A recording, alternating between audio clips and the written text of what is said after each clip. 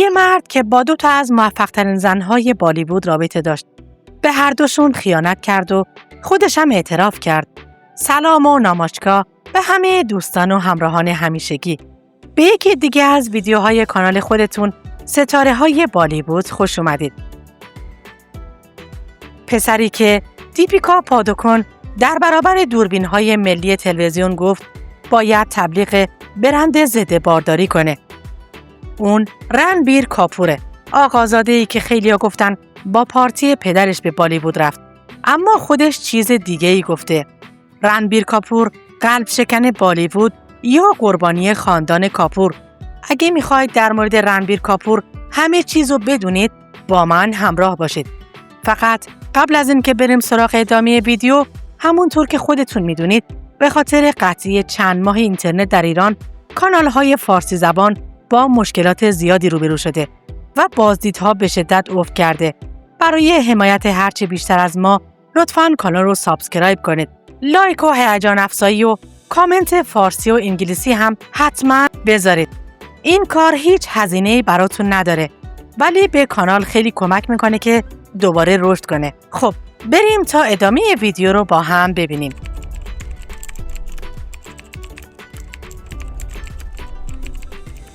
رنبیر راج کاپور 28 شهریور 1361 در مومبای به دنیا آمد. پدرش ریشی کاپور ستاره نسل قدیم، پدر بزرگش راج کاپور که بالیوود رو ساخته بود، پدر بزرگش پریس ویراج کاپور یه اسطوره، 4 نسل متوالی از یک خاندان، همه در قلب سینمای هند. رنبیر از همون بچگی میدونست که این اسم یه در آهنی سنگین داره که میشه بازش کرد، ولی از اون طرف همین در میتونه آدم رو له کنه. برای تحصیل در مدرسه بازیگری به نیویورک رفت و درسهاش رو جدی پیگیری کرد و برگشت، ولی اولین قدمش در سینما نه از پشت صف بود نه از تست گرفتن، بلکه از آشپزخونه بزرگترین کارگردان هند سانجی لیلا بهانسالی در فیلم ساواریا بازی کرد، اما شکست خورد. ولی بلافاصله یاش راج فیلمز یک کمپانی بزرگ بهش پیشنهاد داد. اگه پسر یه آدم معمولی بود شاید سالها طول میکشید، ولی بگذاریم. دیپیکا پادوکون رو به یاد دارید؟ اون دختر جنوبی با قد بلند و نگاه گرمش که همیشه لبخند روی لبش داشت. رنبیر و دیپیکا در فیلم بچنا احسینو در 2008 آشنا شدن. عاشق هم شدن. 2 سال رو با هم دیگه بودن. دیپیکا میگفت که عاشق رنبیره، ولی رنبیر میگفت این یک رابطه خاصه. ولی بعدش فیلم آجا پرم کی غضب کهانی رنبیر با کاترینا کایف هم بازی شد و خبرها شروع شد. اول آروم ولی بعدش بلندتر. رابطه شکل گرفته بود پشت پرده، در حالی که رنبیر هنوز رسما با دیپیکا بود. دیپیکا بعد از فهمیدن حقیقت ازش جدا شد، ولی سکوت نکرد. سالها بعد رنبیر در یک مصاحبه‌ای صادقانه اعتراف کرد که بله خیانت کرده و این کار رو از بی‌تجربگی، بی‌فکری و استفاده از موقعیت‌هایی که پیش اومد انجام داده. این حرف موجی در فضای رسانه‌ای به پا کرد. خیلی‌ها گفتن آخرش اعتراف کرد. خیلی‌ها هم گفتن دیر نشده. بعد از اون جدایی دیپیکا به برنامه مشهور کافی با کاران رفت. با سونام کاپور نشسته بود روی اون کاناپه معروف و در اونجا کاران از هر دوشون پرسید که رنبیر باید تبلیغ چه چیز رو بکنه و دیپیکا با چهره کاملا خونسرد گفت باید تبلیغ یک برند ضد بارداری رو کنه. مخاطبان استودیو خشکشون زد. کارن جوهر از این حرف خندش گرفت و سونام کاپور هم بلافاصله گفت رنبیر دوست خوبیه، ولی مطمئن نیستم که دوست پسر خوبی باشه. دیپیکا واقعا صبر زیادی کرد که اینقدر طولش داد. پدر رنبیر ریشی کاپور از شنیدن این حرفها از کوره در رفت و گفت این حرفها بی‌بلوغی بود و این دخترها باید به جای حرف زدن از زندگی خصوصی مردم در تلویزیون روی کارشون تمرکز کنند. و رنبیر هیچ وقت از هیچ کسی بد نگفته و این انتقامجویی از سر دلخوری بود. رنبیر بعداً در واکنش به حرفهای دیپیکا و سونام گفت که اونها از سر نفهمی این حرفا رو زدن و چرا چنین حرفایی زدن، ولی سعی کرد که ظاهراً آروم باشه و درباره دیپیکا گفت با این که اون حرفای بدی در مورد من زده، ولی هنوز هم بهش احترام میذارم و براش آرزوهای خوبی میکنم. این جمله ها رو بذارید توی ذهنتون چون بعداً میفهمیم که چرا مهمن. و اما رسیدیم به کاترینا کایف. کاترینا کایف هم سلمان خان رو ول کرده بود و 6 سال سایه بازی. کاترینا خودش یک معماست. نه هندی نه پاکستانی. بریتانیایی هندی. از کجا اومده زیاد نمیگه.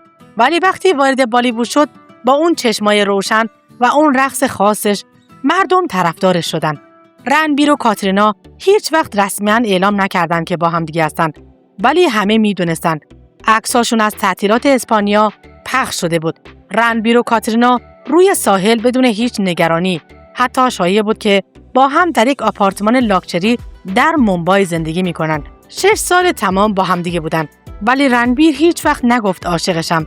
هیچ وقت در مصاحبه اسمش رو به درستی نبرد. ولی وقتی میپرسیدن سری تکون میداد و میگفت حرفی ندارم. کاترینا هم انکار نمیکرد ولی تاییدم نمیکرد. این رابطه در یک حباب بود. همه میدیدنش ولی کسی نمیتونست لمسش کنه. در سال 2015 بدون هیچ حرف و حدیثی از همدیگه جدا شدن. ولی شایعه‌ها گفتن که کاترینا نگران نزدیکی رنبیر با آلیا بات بود. دختری که اون و رنبیر با همدیگه روی پروژه براهماسترا کار میکردن. گفتن کاترینا به رنبیر گفته بوده که از این نزدیکی ناراحته و رنبیر بین اون دوتا آلیا رو انتخاب کرد. گزارش‌ها حتی گفتن که بعد از جدایی رنبیر ضرر مالی بزرگی کرد چون باید از اون آپارتمان مشترک میرفت و هزینه‌هایی که تقسیم میشد یک جا افتاد روی دوش رنبیر. دختر بعدی زندگی رنبیر مهیرا خان بود. دختری که به خاطر یه عکس گریه کرد. در سال 2017 رنبیر کاپور با کاترینا کات کرده بود. رابطه‌اش با آلیا هم هنوز رسمی نشده بود. این وسط یه عکس از نیویورک پخش شد که همه چیز رو به هم ریخت. مهیرا خان، ستاره پاکستانی که تازه با فیلم رئیس کنار شاهرخ خان وارد بالیوود شده بود. در یک کوچه نیویورک کنار همدیگه که هر دو سیگار می‌کشیدن. مهیرا هم یک لباس سفید بدون پشت تنش بود. عکاس پاپاراتزی عکس گرفت. این عکس پخش شد و طوفان شروع شد. ولی این خیلی مهمه. طوفان روی سر مهیرا بود نه رنبیر. پاکستانیا جوش آوردن. گفتن دختر پاکستانی هندی پوش شده و باعث ننگ اونها شده و داشته سیگار میکشیده. مهیرا خودش بعدها گفت که اون روزها از رخت خواب بلند نمی شده و گریه میکرده و فکر میکرده که کارش تموم شده. رنبیر اما کسی ازش چیزی نپرسید. هیچ کس بهش حمله‌ای نکرد و هیچ کس هم ازش نپرسید که اونجا چی کار میکرده. رنبیر بیانیه‌ای داد و گفت که خیلی ناعادلانه است که مهیرا اینطور قضاوت میشه. ناراحت کننده است که چون زنه اینقدر سخت قضاوتش میکنن. خب درست، ولی سوال اینه که اگر رنبیر نگران ناعادلانه بودن اون قضاوت‌ها بود، چرا ابتدا اون عکس‌ها گرفته شدن؟ و اما یک نفر هست که اسمش در زندگی رنبیر بارها و بارها تکرار شده. کاران جوهر، کارگردان، تهیه کننده و دوست صمیمیش. همون کسی که برنامه کافی با کارن رو اجرا میکنه. رنبیر بارها در برنامه‌های کارن بوده. کارن بارها ازش حمایت کرده. ولی براهماسترا که فیلم مشترک رنبیر و آلیا بود هم کارن تهیه کنندش بود. گزارش‌ها میگفتن که رنبیر بعد از شکست‌های پشت سر هم 2 نفر ازش حمایت کردن. پدرش ریشی و کارن جوهر. این یه چیز خوبه یا بد؟ بستگی داره که از کجا بهش نگاه کنی. یه طرف میگه مشورت با تجربه داران، طرف دیگه میگه که همون پارتی بازی که جدیدتره. در سال 2024 رنبیر کاپور در یک مصاحبه با نیخیل کاماس، یک کارآفرین مشهور هندی نشست و حرفای زد که همه رو غافلگیر کرد. اون گفت که چند سال با 2 بازیگر بسیار موفق رابطه داشته و حالا تصویرش در ذهن مردم هند شده آدم خیانتکار که این برچسب هنوز هم داره اذیتش میکنه و خیانت رابطه ها رو میشکنه. وقتی اعتماد و احترام بره دیگه هیچی نمیمونه. اینا پایه های رابطه هستن. فضای اینترنت منفجر شد. همه پرسیدن خب پس چرا خودت خیانت کردی؟ و جواب فقط سکوت بود. و اما آلیا بات، دختر ماهش بات، یکی از کارگردان‌های قدیمی بالیوود که از خانواده آشنا می اومد. رنبیر و آلیا در دوران کار روی براهماسترا به همدیگه نزدیک شدن. در سال 2017 رابطه‌شون رو شروع کردن و بالاخره در آوریل 2022 ازدواج کردن. ولی قبل از ازدواجشون شایعات زیادی بود. خیلی از مردم میگفتن که آلیا 3مین ضلع مثلثی بوده که کاترینا ازش ترسیده بود. آلیا در یک نشست خبری گفت در رسانه‌ها فهمیدم که من باعث جدایی رنبیر و کاترینا شدم. اینقدر مسخره بود که حتی فکر نمی‌کردم نیاز به توضیح داشته باشه. شاید واقعی نبود، شاید هم بود. رسانه‌ها گفتن، ولی آلیا گفت که نبوده. رنبیر هم سکوت کرد و هیچ چیز نگفت.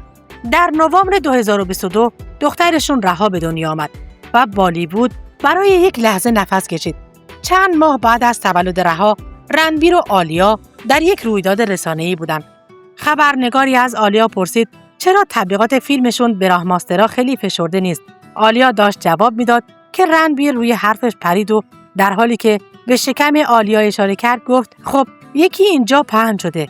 آلیا هنوز از بارداریش کمی تغییر شکل داشت. رسانه‌ها آتش گرفت. گفتن رنبیر به همسر تازه زایمان کرده‌اش توهین کرده و این اصلاً شوخی نبوده. رنبیر بلافاصله عذرخواهی کرد و گفت من همسرم رو با تمام وجودم دوست دارم. این یک شوخی بوده که خوب از آب در نیومد. شوخی‌های من گاهی به صورتم میزنه. از کسایی که ناراحت شدن عذرخواهی میکنم. آلیا گفت که خودش خندیده، ولی عکس‌هایی که در همون لحظه ثبت شده بود نشون میداد که آلیا اصلاً نخندیده بود. یه چیزی در زندگی رنبیر کاپور هست که جالبه.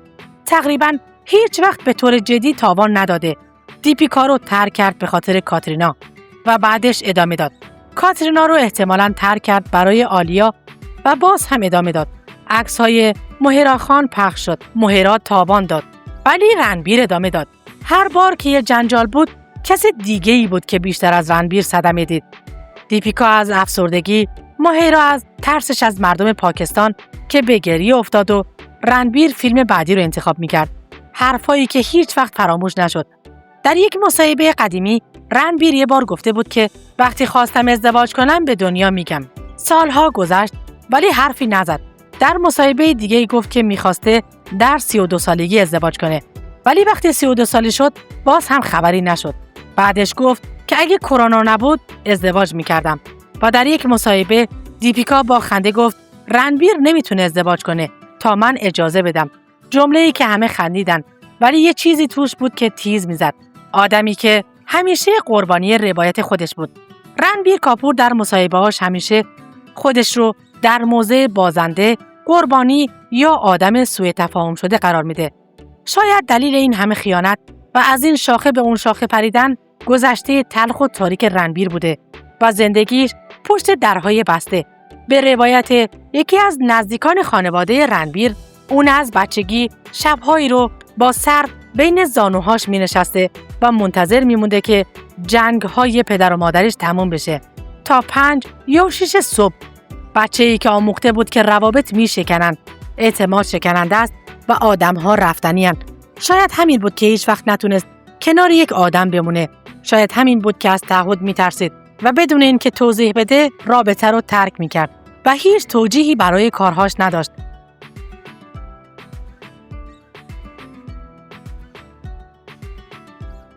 و اما یکی از جنجال‌های زندگی رنبیر بازیش در فیلم حیوان بود که در اون شخصیت زن به شدت خورد شده و با زن مثل حیوان رفتار شد و انتقادها و جنجال‌های زیادی با خودش به دنبال داشت.